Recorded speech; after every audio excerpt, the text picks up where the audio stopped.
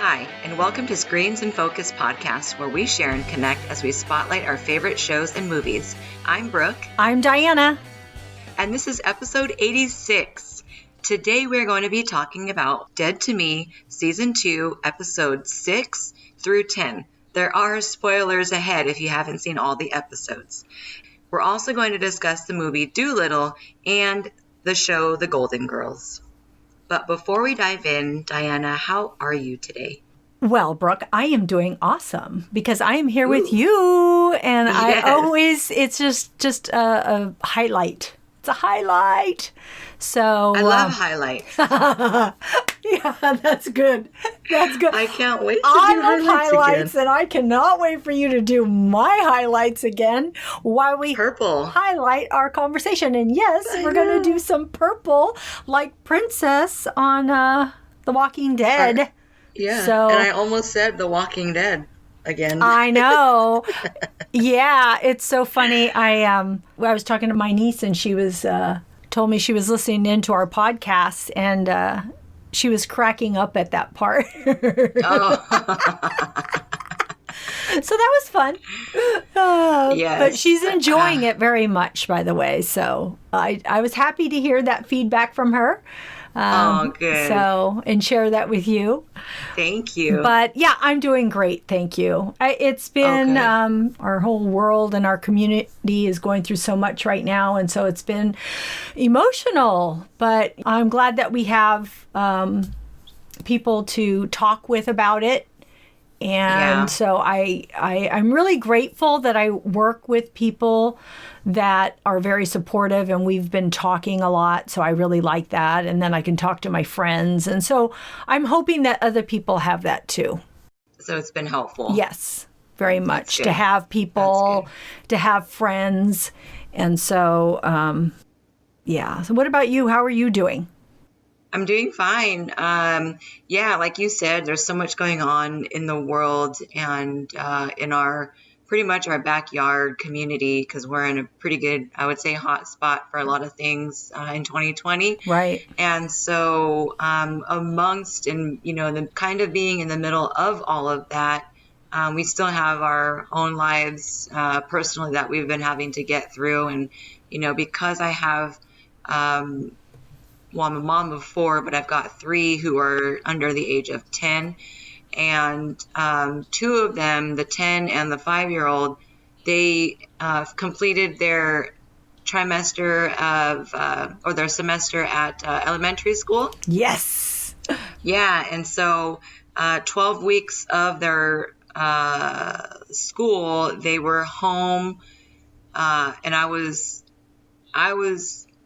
full-time educating my 5-year-old, and then the 10-year-old, he had his instructor or his teacher online in support. So that was really helpful.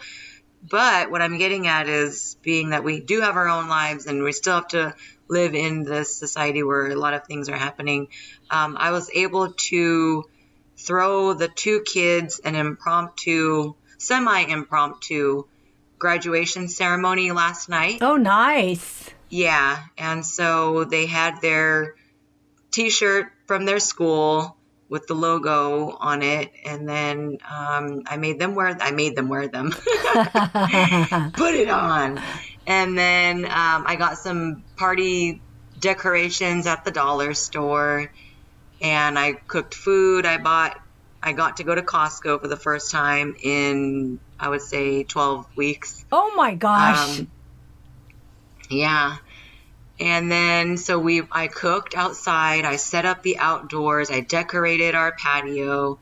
I even did a podium for them. Aww. And I made I'm going to show you all the stuff. Oh my gosh, that's so awesome. I love it. And I did a poster for them because they're missing out on a lot of things that the school went through in the last 12 weeks. They missed out on a lot.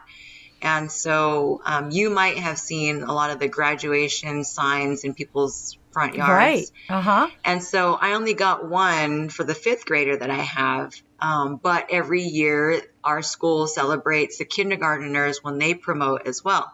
But we did not get a sign from our school or for kindergarten promotions. So my daughter was like kind of bothered by that. She's like, Mommy, if I'm graduating, why don't I have a sign in the yard? I'm like, I know. I was I hoping like that it. you would get one, Uh-huh. but they didn't do it. So I did a graphic design poster of the two kids on one poster, and it's to congratulate them. It has their school's logo on it, and I'll show you a picture that's pretty cute. That way, she doesn't necessarily have her own, but this is something that they can keep for a long time. Right. Oh. And so that was their podium. It's really, really, it was, I didn't cry. I thought I was going to because I wrote the speech and everything. And they were so thankful. They were so proud. I bought them leis. They each got a certificate. I printed a promotion certificate for them. And I got them each a gift, even the baby, because I know if it wouldn't be right if he didn't get a present too. I know. It wouldn't. It's fine. It's good. Oh, that is so nice. That's wonderful. I love that. Thank you. That's what I did yesterday. So I'm going to edit the video and put it on my YouTube channel. So any of my friends and family who want to see them in a graduation ceremony setting, then you can always take a look. Yeah. It's really cute. That sounds so nice. It's really cute. Yeah. So they had a really good day. Yeah. Good. Well, they deserved it. You made it wonderful for them. So it's just awesome. You know what? I just thought of something that I wanted to bring up. Yes. So a friend of mine texted me and said, can you come by, swing by and pick up something? I have something for you. And I said, okay. So I went over and picked it up. Oh my gosh, it was the sweetest thing. It was a book of all of the photos. It was like a pre-printed book of all of us together through all the years. So these are my camping buddies. So it has all of us through the years. It has a picture of me and her. Oh my gosh, back I think before I had kids. It was we were in Halloween costumes and how cute. And oh my gosh, it means so much to me. I can't even tell you. She said, I've been thinking of you and all of us, and I miss that we haven't been able to get together. And so I really wanted to have something that you could hold that shows this. And I was thinking it was so wonderful because sure, I have my phone, but I have to go to my phone and then I have to search for the pictures, right? Because they're either on Facebook or Instagram or they're in an iCloud somewhere. And so, you know, while a lot of people don't look at pictures or a book very often, I just thought that this was such a great idea. And so she made a book for each of us in our group. And it's just amazing. So I just love it. And it was very heartwarming to me. And so that was a really good thing that happened to me today. So. Oh, you're so blessed to have long-term friendships. Yeah. Like that. I That's know. really cool. That's really, really cool. I really value them. So. I remember your last camping story, though, when you went out there and then you guys had to walk all far up a hill. Yes. And then somebody asked to borrow ketchup or lighter fluid, right? And you're like, oh, are they going to give it back? What do we do?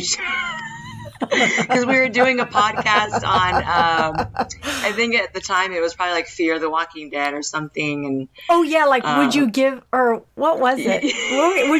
would you lend people things or let them borrow things? I don't know what it was, but it was something. Oh, wait, I have to bring something else up. I swear we have so much to talk about. So I was talking with another friend of mine. Okay, so just my good friend that I want to give her a shout out. My good friend that gave me the picture book was my friend Debbie.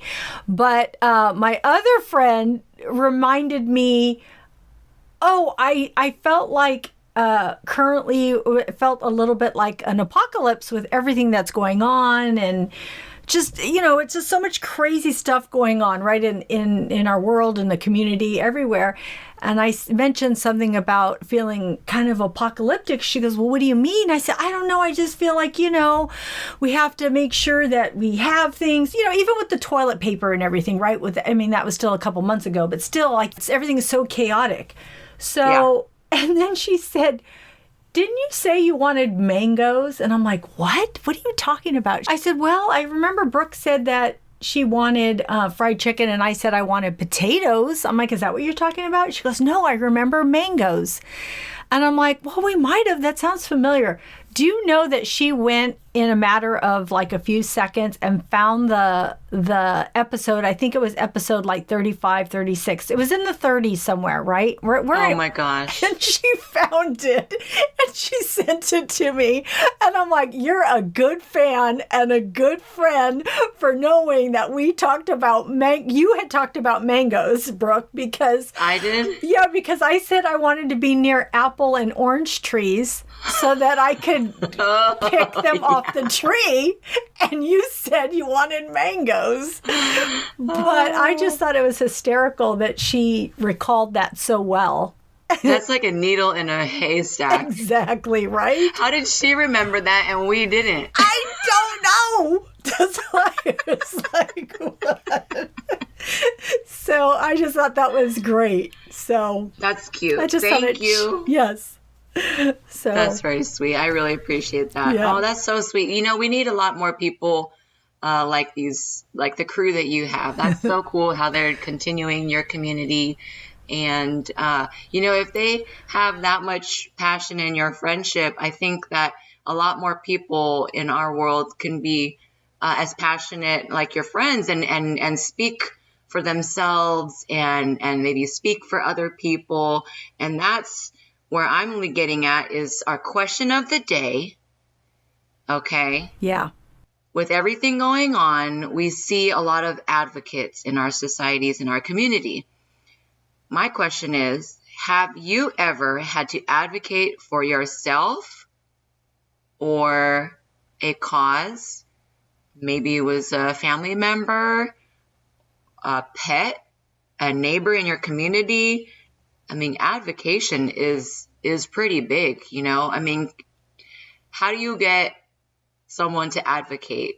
We watched the trials of Gabriel Fernandez. Yes. And I don't want to say his last name wrong. Was it Fernandez or Hernandez? No, I think it was Fernandez, wasn't it? Okay. I believe so. Okay. So, there was a series of people that could have pushed the envelope in that situation. Yeah, you're right. I live in a community where our elementary school is in my neighborhood. And so every year our principal, we have our safety meetings with our parents, and people want crossing guards and stop signs and slow down, and everybody's driving fast. Yeah. Everybody's going to work.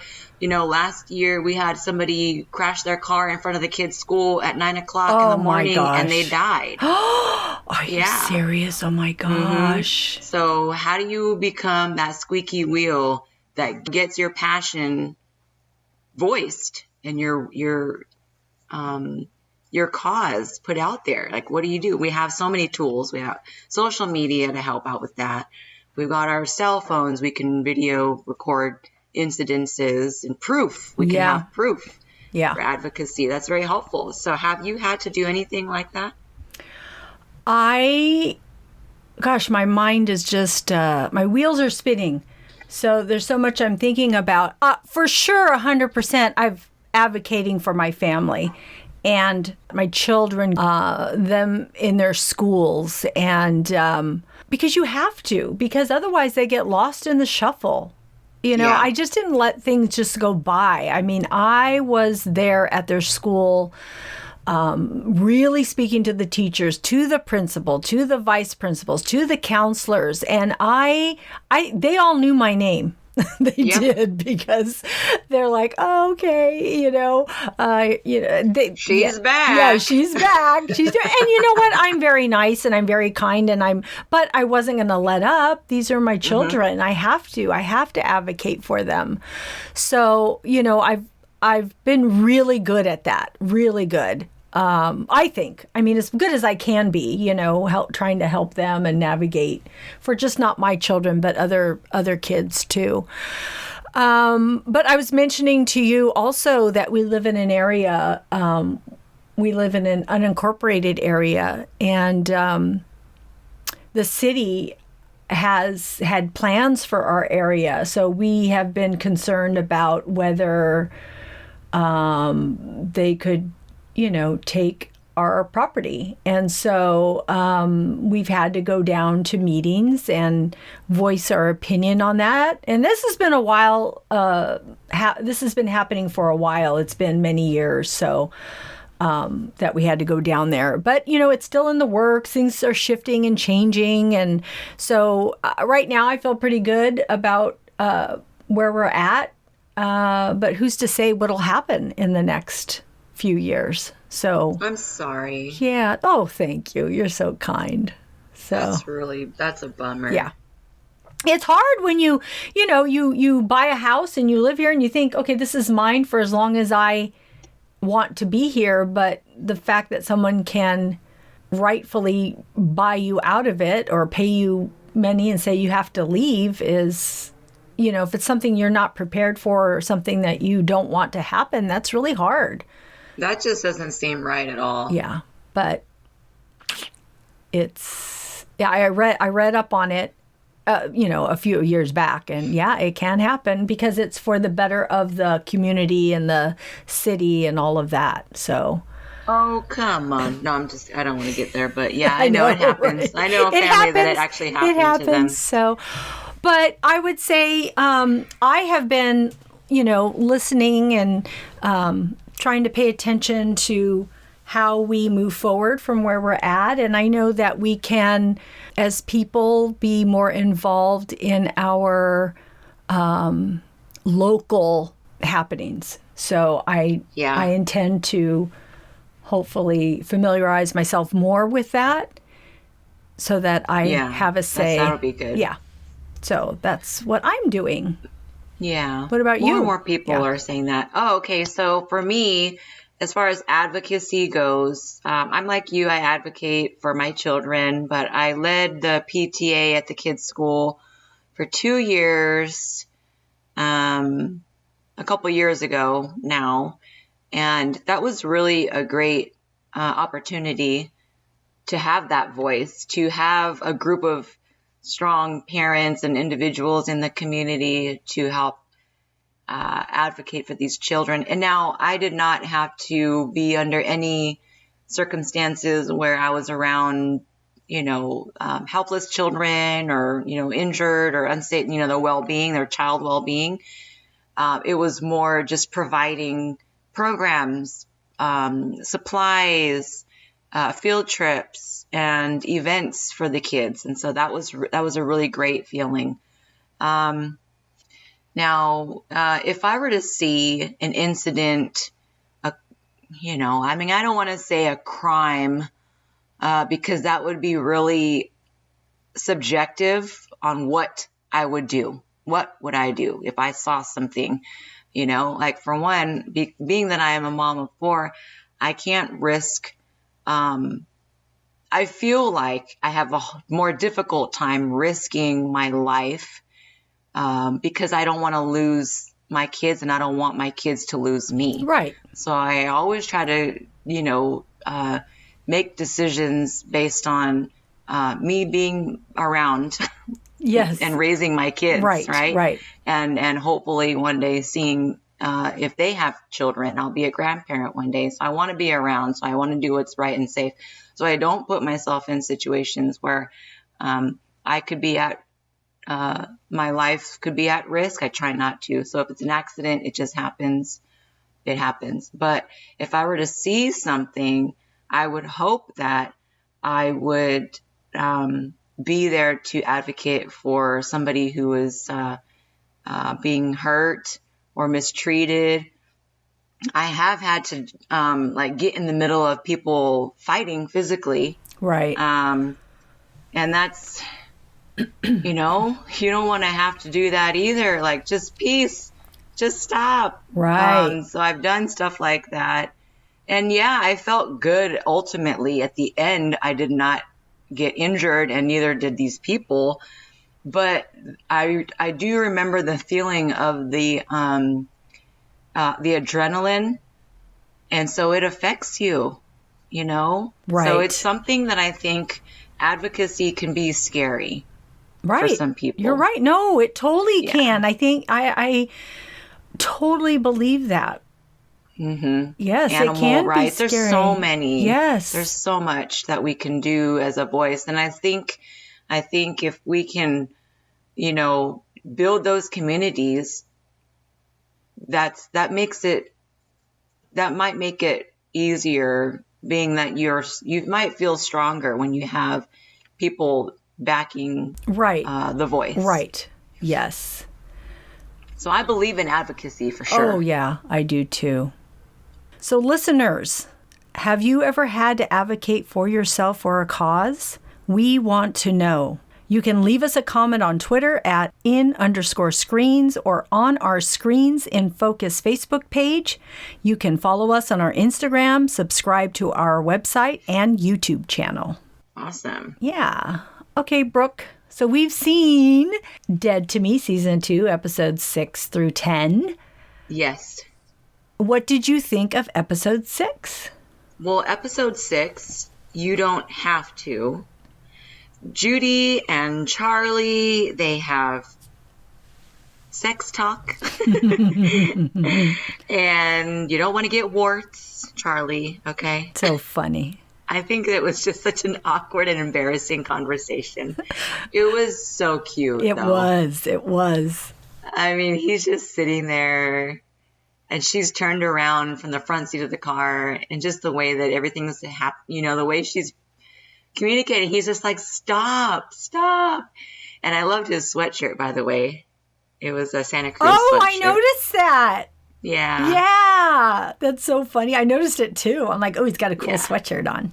Yeah. Nice little shout out, huh? Yeah. But I just loved that part of the episode. And then I also love Judy and Michelle. I think it's hilarious that they're always like smoking weed in the parking lot. And then they eventually end up hooking up, which it looks like the ex-girlfriend that Michelle's been talking about is our beloved Detective Perez. I know. And I just thought, how awesome is that? Like, this show is just getting so much more juicier. Yes. Ooh, that's a good word. Good word. It is. And so it's funny to me that, they're smoking in the car and then they go off to go get tacos and order yeah? Yes, go ahead. What you're about to say, I think I noticed it. Yes. The salmon tacos that she ordered. And then what were you going to say, though? They ordered looks like they were trying to feed 10 people with everything that they ordered. Nachos and burritos and tacos and this and that. She just loves food, I guess. She's a foodie. Oh, so funny. Well, I got the reference. I thought it was pretty funny that they ordered pink tacos. Okay. Okay. You Okay, wait. This is so funny because our other podcast, the whole cherry pie with the whole corpse and now it's the Okay, Brooke. I can't be wrong about this. Okay. But I thought it was really cute.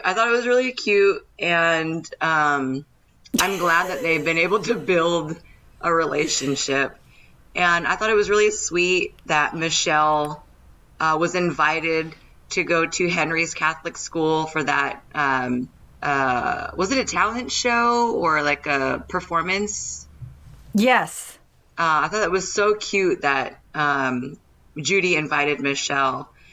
But then when they get there, and then Ben, he's like dancing and singing to the music. I know. So stinking cute. It so is. funny. Yes. And then Jen is just sitting there like holding it in. It's so cute. I love that scene. And, just meeting the new people or the people meeting each other. Yeah.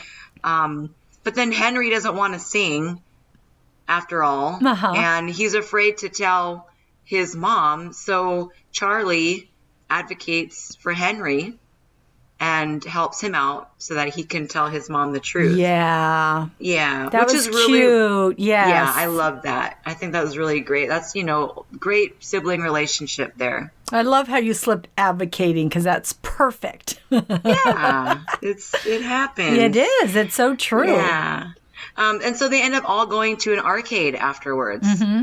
And I just think that it was such a great moment for all these people to get to know each other, and then for Jen to see how happy Judy is because of Michelle. And I was just so looking forward to seeing more of these good times that they're sharing. However, they did bury a dead man. I know. So I'm like, how is this even normal? But then we see Charlie, eventually at the beach house that she has to show to Ben. Charlie's out there smoking a cigarette in front of his mom. They're having another disagreement. And I just thought that's really gutsy. I could never, ever do that. But I don't know. I thought that beach house was really nice. But Jen is now Ben's real estate agent. So I guess when they're at the beach house, Ben gets a call because there was some discovered remains. And so then Jen she takes Ben to the location where the remains are. I thought that was really sweet.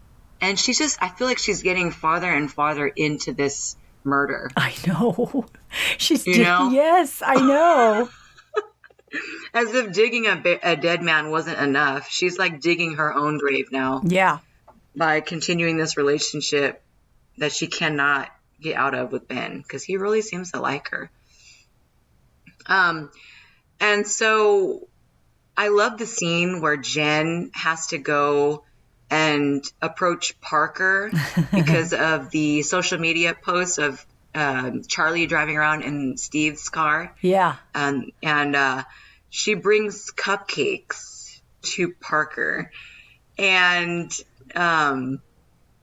to bribe her to get that social media post taken down. And I thought that was really funny, cupcakes. And then she's like negotiating this bribe. And she's like, or Parker goes, what are you drawing? I was dying. It was a check.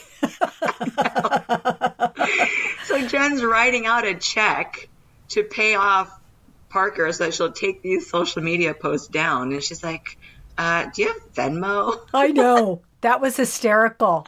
I loved it. She's like, what's a Venmo? I know. I know. It was great. I know. It was great. That was a great episode. It was good. That's the episode that you said that you were laughing hysterically, right? Yeah, I think I did. I texted you and I said, okay, I've laughed so many times out loud on this. And what's funny is I forgot the cupcake part, but then you text me later on in the week and said something about cupcakes. I'm like, what is she talking about? But then you reminded me, and then I rewatched all the episodes a second time and I saw it and I'm like, oh, that's what she's talking about. It was so funny because you brought me cupcakes, but I hadn't watched the episode yet. If I had watched the episode, I don't think I'd gotten that far yet. And if I had watched it, I would have loved to call you out on it at the moment. I would have forgot. I would have been all, what? You don't want these? No, I'm just kidding. I don't know. Right?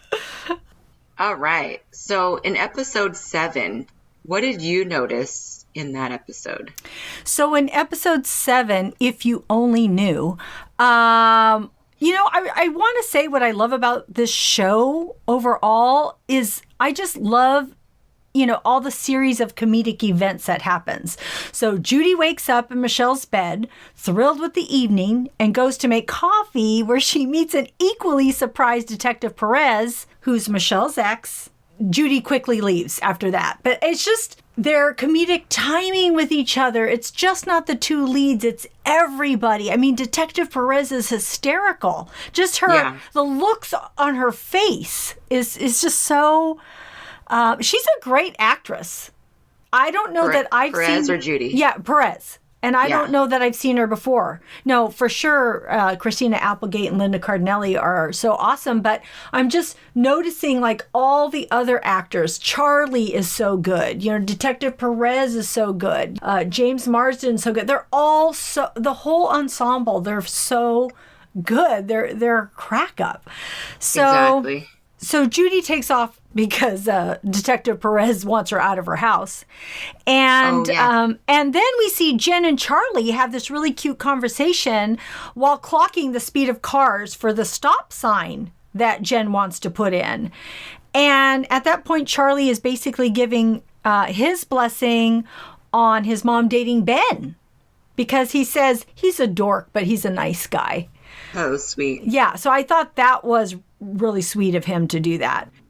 And so Judy does make it home. She's on cloud nine, telling Jen all about Michelle, and she's about to tell her about the roommate, but Ben arrives. And he tells them that they found Steve's burned up car and verified it by the VIN number, which freaks Jen and Judy out. And he's overwhelmed by finding out this news, along with having to plan a vigil.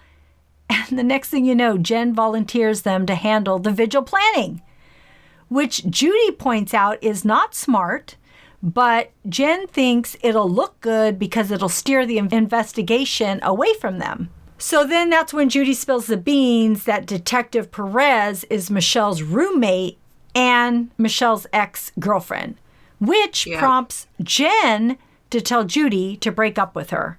So now poor Judy has both Jen and Detective Perez telling her to break up with the only relationship that has been fulfilling to her. I know, which so makes sad. it makes me feel bad for her. And so at the vigil, Detective Perez arrives and is greeted by Jen and says that the perpetrator always shows up to these things, which is hysterical because that's exactly what Jen was trying to avoid. And here she's doing the exact thing that most perps do. Yeah, exactly. So it was just funny. Yeah, it was pretty funny. And at this vigil, Judy is confronted by so many things. So Steve and Ben's mom arrives and is rude to Judy. And then Judy sees that Steve's girlfriend is pregnant, which is so sad because, Judy was so heartbroken because she had a miscarriage and then can't have kids now. So, seeing his girlfriend, I think her name was Heidi, pregnant was just really an emotional scene for her. I felt so bad for her. And then she walks around and she sees Jen and Ben kissing, and she's probably thinking, great, I can't be with the person that I am falling for, but here they're getting together. Yeah. So I just thought that she was not having a very good time at this vigil. And Detective Perez confronts Judy and says that she has her eye on her. And Judy totally breaks down and says, good, all you're going to see is a good effing person doing the right thing. It's in her nature. And then all of a sudden she sees plastic on the beach and she has to go running off to save the seals. But it's just hysterical because she goes from one emotion to the other. And it just goes to show you how she's always trying to do the right thing because she doesn't want the seals to choke on the plastic. So I just love the writing in this episode. So they're just so good. And at the very end, we see Charlie watching the pictures that they have of Steve, and it shows Steve with his car, which of course Charlie recognizes. Exactly. And you're like, oh my gosh, now he knows that's Steve's car. I knew that was going to happen. When as soon as Charlie showed up and Jen was surprised to see him, I was like, oh no, they're going to have a slideshow and his car is going to be in it. And it's all going to go down from there. But in episode 8, It Had to Be You, Jen ended up confessing to Charlie. Well, he had interrogated her about why Steve's car was in the storage unit. Yeah. And she responds, "'Cause." And I thought that was so funny because she totally got caught, But I thought it was a good story when she just told him on a whim, oh, it's because, I got burned out of a deal. And so he felt bad. And so he gave me his car. Yeah. And he's like, what? That doesn't even make any sense. And she's like, well, and he's like, well, couldn't we just tell the police that, we have the car or whatever? She's like, no, but then what are they going to think?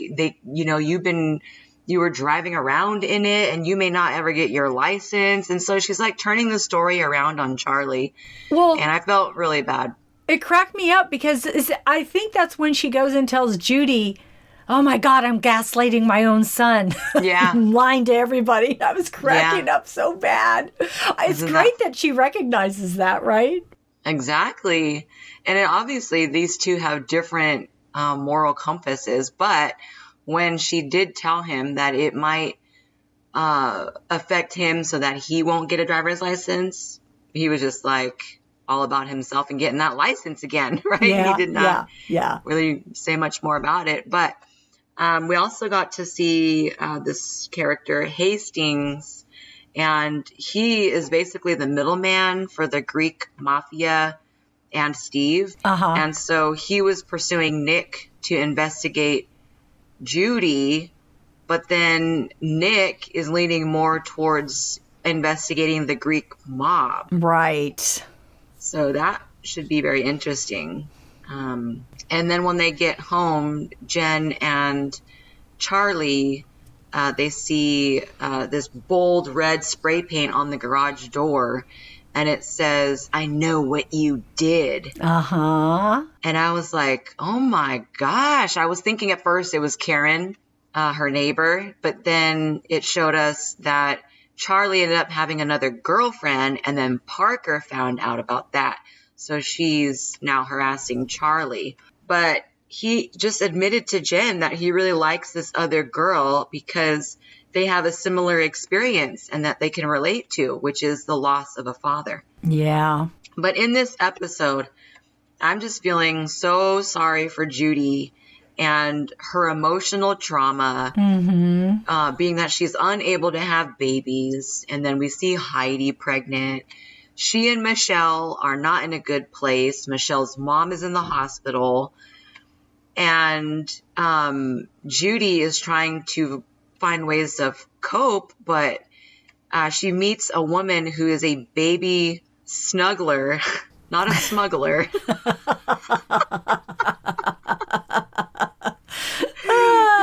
But Judy has a criminal background. As Perez says it, she's got, actually Jen said it, she's got 2 restraining orders on her from the past 6 months. Right. So Judy's got a criminal history. So I don't know if she'll be able to become a baby snuggler. And then later we find out on a phone call something happened to Judy. I guess I'm not sure if we knew at that episode that she was talking about her mom.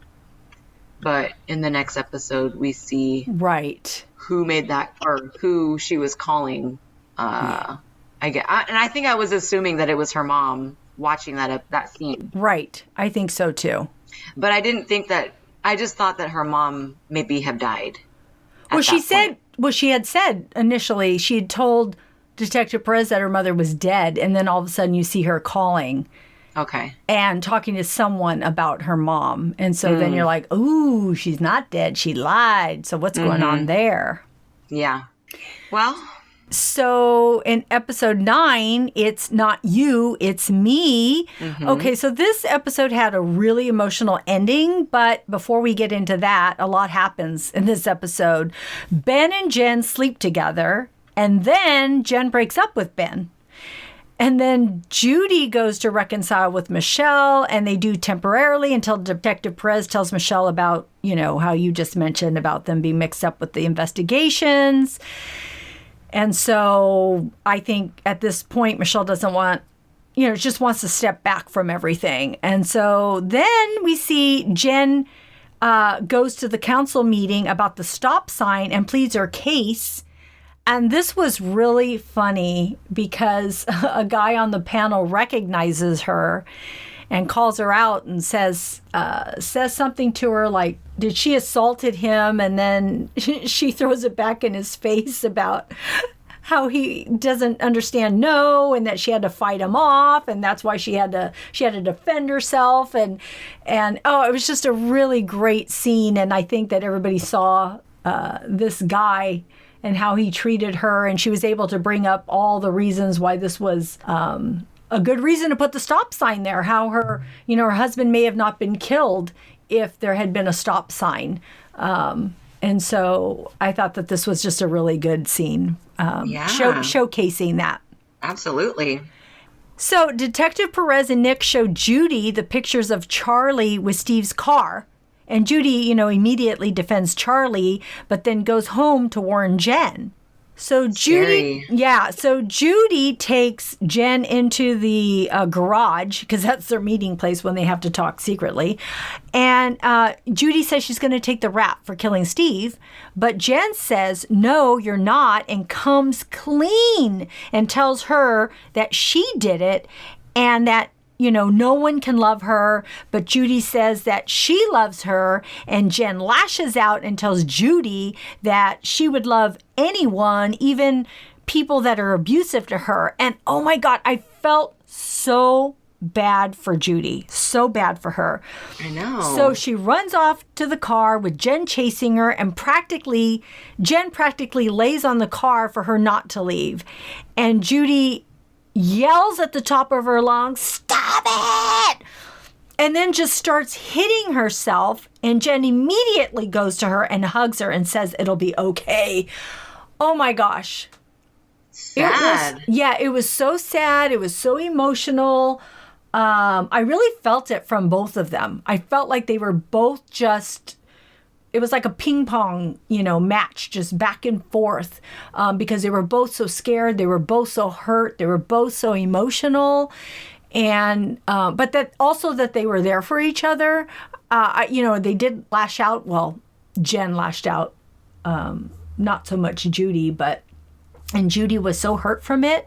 But I think Jen did see what her words had done to her. And so I think, she realized that. And so I liked that she chased her, and liked that she didn't go away and wasn't going to let her go, and was there for her. So I thought that was a really a pivotal scene for them.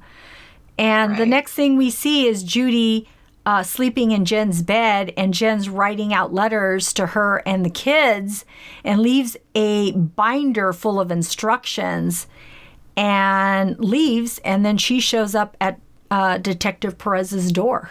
Yeah. That's the end of the episode. So hard to see that. Yeah. That was difficult. But in episode 10, where do we go from here? Jen confessed to Perez. We saw that. But when she takes her out to the woods, get it? Steve Woods, the woods, where Steve was buried. They couldn't find his burial site. And, I find it really interesting that these two women, Perez and Jen, were able to bond, about talking about their late mothers. Yeah. And I think that was a really powerful moment for both of them. So after all of that, Perez told Jen, go home. We were never here. And I'm thinking, well, what does that really mean? Because we see at the end of episode 10, the dog digging at Steve's burial site. And I'm pretty sure the dog is going to find Steve. And that's going to go back to Perez. And they were there looking for Steve. So everything that Jen was trying to say was right once they find his body. So then what will Perez end up doing? Will she have to deface the law? I mean, to protect her own self? Because now she's in it too. She had a confession. I don't know. Yeah. And then I think another turning point for two people in their relationship was Judy and Nick. When Judy brings Nick the burner phone that was in Steve's case from the car that Charlie got, Nick is really hot on that Greek mafia. And I just have a feeling that he is going to find justice in the next season, season 3. I really do feel that he's going to be the one, but who knows? I mean, gosh, it seems like the ring is getting bigger.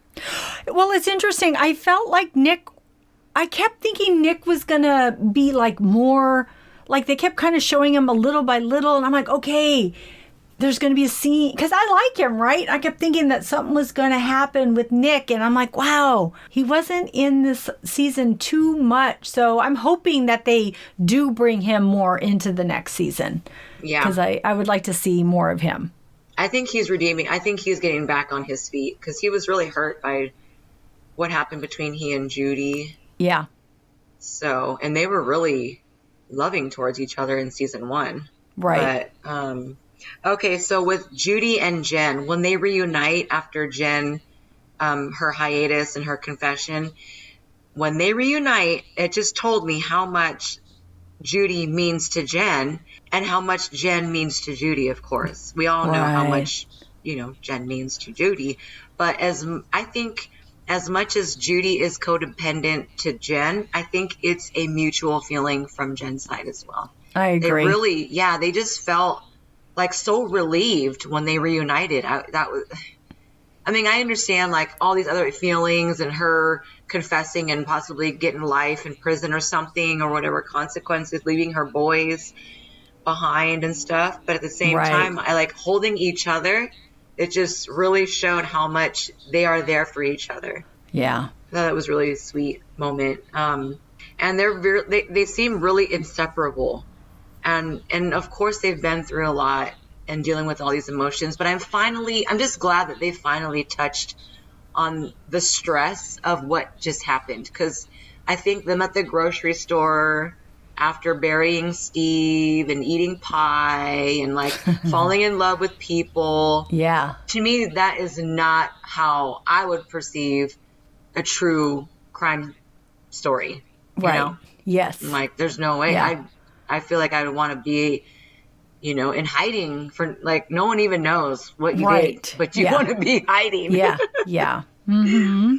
So what did you notice in episode 10? I really liked how all the things were tied up in the season 2 finale. I wondered how they were going to get out of this because Detective Perez didn't believe Jen after her confession and thought she was covering for her son killing Steve, or that Judy somehow manipulated or coerced Jen.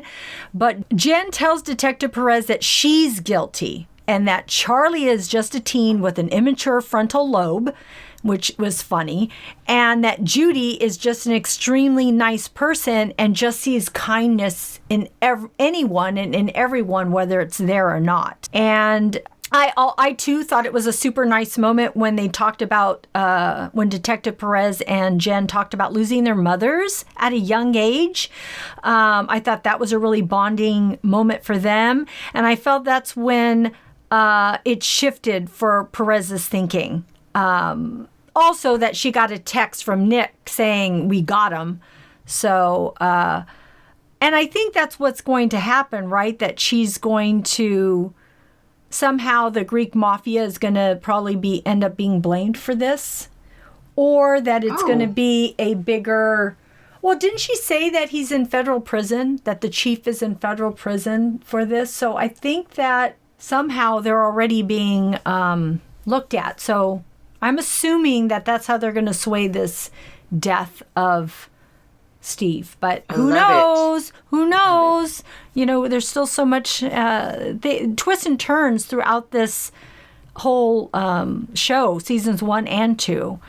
So, but I really liked seeing all the facets of Detective Perez in the season. I thought it was really nice to see someone else other than just the main characters. Yeah.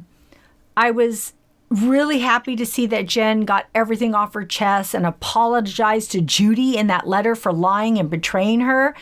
And it said a lot that Jen would leave Judy guardianship of her kids. I really do. That says a lot for anybody that's a mother. Yeah. You know, leaving your kids to somebody. Oh my gosh, that's saying a lot. And it wasn't Lorna. I know. Lorna got bought out. Yes. Oh, and at the end, I was so shocked and mad at Ben for leaving Jen and Judy after crashing into their car. Yeah. But I was happy to see he didn't kill them.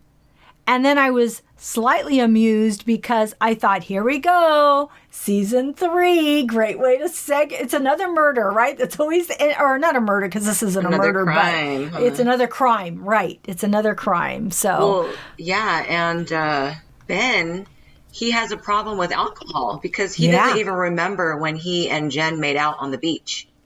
Well, he said he was kidding. Oh, he did? Yes. He said he said that, and then later on he said he did remember. He was just saying that because he didn't want to confront it. Oh, I missed that. Okay. I thought for sure I was like, okay. But he has been a year sober, and he does have an alcohol problem. So. Oh, that's a bummer. Because at the end, I thought about that. I was like, oh, wait, yes, obviously he has an alcohol issue, but he blacked out. So that, maybe... I don't know. Because that's crazy. Like, Jen, I thought she looked seriously injured in that car accident. I thought she wasn't going to, I thought she was going to they were going to end and like we were going to think like she was dead because Judy's all, Jen, like, you're like, oh my God. Yeah. She's not going to wake up. Yeah, I know. That's crazy though. At the stop sign site that she advocated for. Yes. Isn't that, I love it. The writing is so good. Yeah. The writing is really good. Charlie's brand new car that Judy bought. Yep. Let's see. Yeah, tell me your other thoughts on this whole season. Yeah. And then Charlie, at the end of that episode, we also see that Charlie found the letter that Jen wrote to Judy. Yes. And Charlie has a pretty good moral compass, kind of, I think, because, he wanted to go to the police initially with the car. He thought that the Mercedes was a gift to him. I guess maybe he doesn't have the best moral compass. He was just the underdeveloped frontal lobe, right? Yes. Of course, it's a car. Remember what you said about a car? Yeah. The last episode, you wanted to drive that car. Give me that key. You got keys? Okay, But- I got a car. Yeah, but he was thinking the car was his. So, I mean, he was acting like a teen. But at the same time, he does know right from wrong and does do the right thing, right? Yeah. Oh, gosh. Well, I don't know. I fear for Jen and Charlie's relationship in season 3. I don't know. I know, because now if he but we don't know if he's read the letter, but he probably will. But if he read the letter, it's like, great, now his mom has killed somebody. But I don't know. I hope he doesn't read it. I hope he doesn't. I know. And then the paintings. Yeah. I was shocked to see what she was going to do with those paintings. Because I remember in the earlier episodes, she's like, where are my paintings? I need my paintings. Yeah. And I'm thinking, we've never really seen her paintings, or I guess. And so when they're there, they're like these cute little girl pictures. And then she just starts smashing them, and then all this cash falls out of it. Yeah. I don't know how much money that was, but they were able to pay Lorna so they bought the house from Lorna, bought her out. And then what did Lorna say? Are you buying me out of my grandchildren or something like that? Yeah, out of their lives. Yeah. She's so funny. I like that actress. Yeah. She's hilarious. And then, Judy's mom, that comment that she said when she blamed Judy for becoming an addict. I just think that's really hurtful. Oh, God, that's and, awful. I have a baby just like the way that she described, cries a lot, needs, needy and all this other stuff. But I really had a hard time processing her confessing to her daughter. I like agree. That. Yeah, I 100% agree. I thought the same exact thing. Oh my gosh, I just think that's so unfair, and I felt bad for Judy. And Judy was like, what'd she say? Kids don't make you become an addict. Right. Yeah. So manipulative. Yeah. One little detail that I wanted to point out, it was the T-shirt that Perez was wearing when Judy was grinding coffee very casually, forgetting that there is a roommate in the home, her ex. And the T-shirt said, "Stay in your lane." Yeah. And I thought that was a really, really good little touch that they were able to put in there at that moment while she's clearly out of her lane. Grinding coffee in somebody's home. The ex lives there. And I just forgot that there's an ex there because of the way Michelle was like, "Oh, make yourself at home." Right. I would have been like, "Okay, let's go." Yeah. It's time for you to leave. Yeah. Get your clothes, get out. Yeah.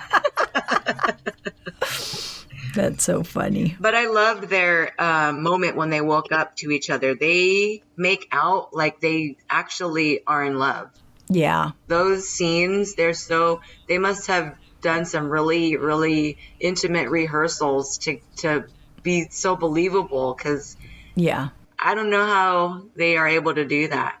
Yeah. I agree. It didn't look awkward, anything. No. It just looked like it was, I thought it was beautiful. Couple. I thought it was very beautiful and very, very organic. And just watching that on a modern day show, I'm really thankful that they're able to create this message to a lot of people. I actually was just reading, either it was today or yesterday, the director, she wanted to make the scenes between them very everyday, like everyday-ish, like not make it an issue that Judy had a relationship with men previously and is now having a relationship with a woman. She didn't want it to be an issue at all. And that's exactly what it felt like. Yeah, it was just normal. It was just, that's how it was. So, yeah. But I love how the director, the writers, they're able to produce this and advocate for that social issue as well, because there's still very people who are that take unkindly to this subject, and I think that they did a beautiful job presenting this.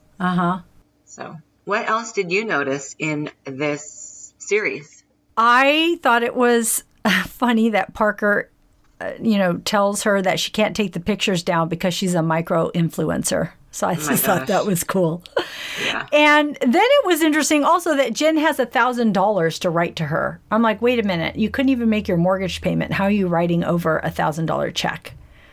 See how she has money, she doesn't have money, she has money, she doesn't have money. And then when you were talking earlier about about Judy and Charlie having that conversation, it was so funny. And Judy tells Charlie that she lost her virginity in a '78 Corvette. Oh my gosh. And Charlie shakes his head. He's like, we're not having this conversation. We're not having this conversation. Oh my I was gosh. dying. And then Judy says, just do me a favor and wear condoms. No warts, no oozing down there. Ew. Oh my gosh. It was so funny. I loved it. I just loved it. I love really Charlie. He's great. I really do love this actor. And then how you mentioned about all that money that was in there, I thought that was just a really good way for them to get out of this bind, right? And that they put it, and that they had been talking about the paintings from the beginning. So it's not like they just popped this in at the end. It's like they had a clear picture of what those paintings meant in the beginning and knew that she finally gets them at the end. And here, this money was helping them out of a bind in so many situations. So, oh my gosh, I know. I thought that was great. And oh my gosh. And it was so awesome to see Katie Seagal plays Judy's mom, since we've seen her play Christina Applegate's mom as Peg Bundy. She was so good at this role. And I thought that Katie and Linda both have those high cheekbones, that they looked like they were related. So I thought that was awesome. I know. And I was so upset for Judy for the same reason that you said. Jen, before that, Jen tells Judy that she has to learn to say no. And then we see Judy visit her mom in prison, and her mom talks about Judy being hard baby to handle, so she turned to drugs. And then she asked Judy to write a letter saying how much she has changed, that it'll go a long way with the parole board. And Judy says no. And I'm like, good for you, Judy. It's the best no that you have said. And so I was really happy for her being able to do that, especially to her mom. Right. But she was finally able to see people manipulating her. So I just thought that was really good. And then lastly, I just want to say that I love this friendship between these two women. And I'm so happy to see two women, two friends, two leads in a hit comedy drama show right now. I just think it's really good. So I'm happy. I remember what I wanted to say. It was about Nick and Hastings when he was pushing to have Judy investigated.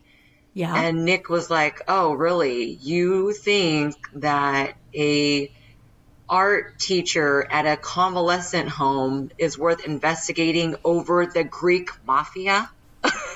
Yeah. I love the way he backed her like that, Yeah. Even though he didn't really have to say anything. I mean, it's the Greek mafia. How, just looking at it in a book, He was trying to deflect. He was just deflecting because he knew he was guilty. So he's all, okay, I got to get this off me. Yeah. I think it's her. Yeah. I thought that was great, though. So it was a great season 2. And so who knows when we'll see season 3, but it gave us a lot to look forward to.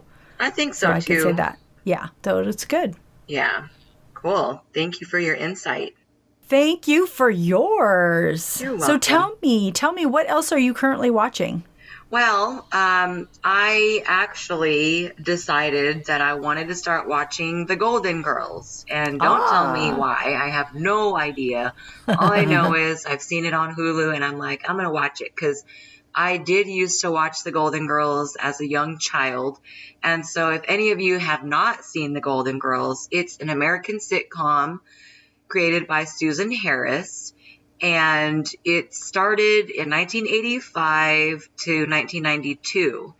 And there is about 7 or so seasons.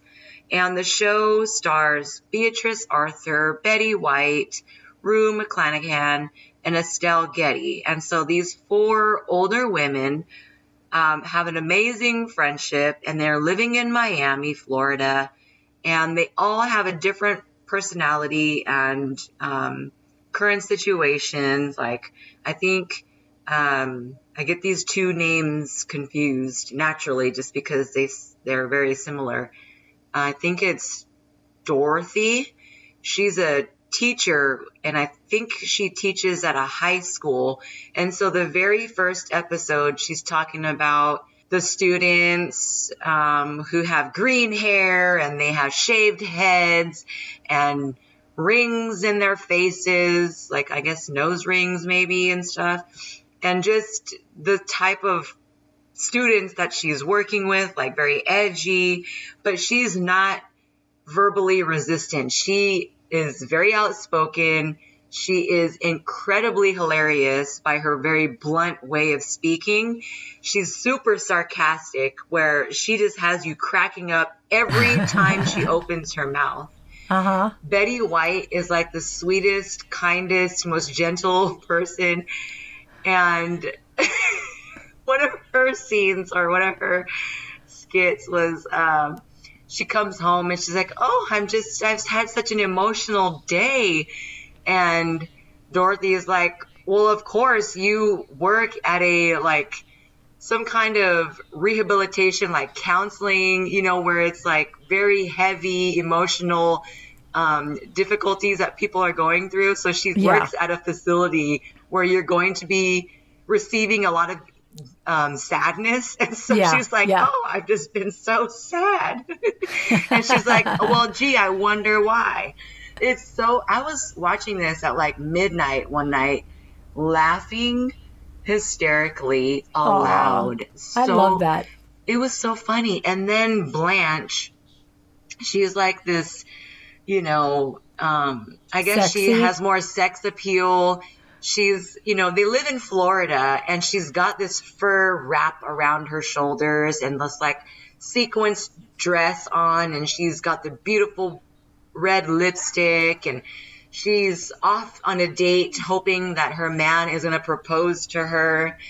And then Dorothy and what's mom? Betty White's I don't know their names. Oh shoot, now I can't remember her name, but Betty White's character, then they're all worried about where they're going to live, because if she gets married, that's Blanche's house, they're going to have to move. So it's funny because they're like, they're trying to be supportive as friends for Blanche and her future proposal. But then again, they're like, we got to think about ourselves, and they're being comedic about it. And then Dorothy's mom is at the doorstep. I guess her live-in elderly living facility, she says it burnt down, which I think is a lie. And so she's so funny, her character. She's even more blunt and direct than Dorothy is. She's just this little spit and vinegar, little firecracker, teeny tiny, a lot like my grandmother was. Just very, very loud. It's such a cute show. I think they have a gay neighbor. He also was in the opening episode as well. So if you haven't watched The Golden Girls, I totally get their jokes now that I'm an adult. I didn't understand it then, but I still enjoyed watching it. And I enjoy watching it even more now. So I highly recommend this show. They were pushing the envelope with these older visual characters in the mid 80s to early 90s. And I think that was really helpful for a lot of people, because these figures, these older white women figures, being okay with certain movements. And as I feel, there's advocacy through so many different avenues. And I think there's huge impact through television. And who knows, maybe that's what helped mold me as a young person into who I am now, watching shows like this. So I totally recommend it. You can find it on Hulu. Awesome. What have you seen recently? I finished Normal People on Hulu, and I really, after seeing the whole season, I can say I really did enjoy it, and I was really sad when it was over. Okay. This is the Mark Ruffalo? No. Normal People is about the two young people in Ireland. Oh, okay. The couples that keeps getting together, breaking up, getting together. They start in high school and they go through college, but it's a very intimate look at this couple, and it deals with mental health, touches on suicide, and touches on abuse, and just how they handle it, how people deal with it. It's hard to explain, but it's really about these two people and their relationship with each other and how those things have impacted them. It doesn't happen between them, but, you know, their affected by it. So Yeah. they bring it into their relationship. Right. That's what it is. And so it was a little slow moving for me in the beginning, but I am so happy I watched it. I really liked it. I thought the chemistry of these actors was so good. I was heartbroken for them so many times. And so I thought it was good. I would recommend it. Cool.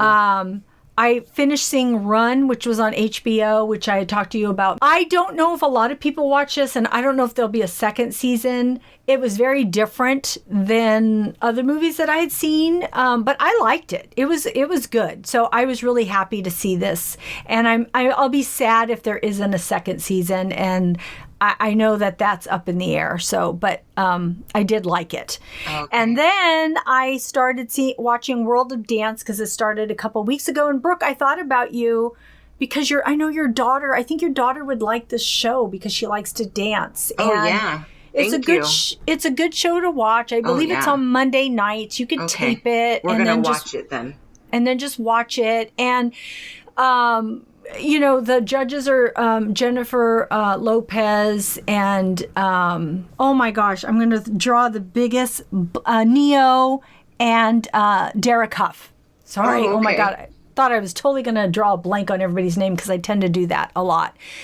But they've been the judges. I think this is the third season. It's people dancing of all types of dancing: Latin dancing, group dancing, hip hop dancing, contemporary dancing, ballet dancing, junior dancing, and adult dancing. It's just all over, and they compete, and it's fun. It's just it's lighthearted. It has to do with dance. They're encouraged, by the judges. And so it's just a fun thing to watch. So I would tell people, if you don't have anything to watch that.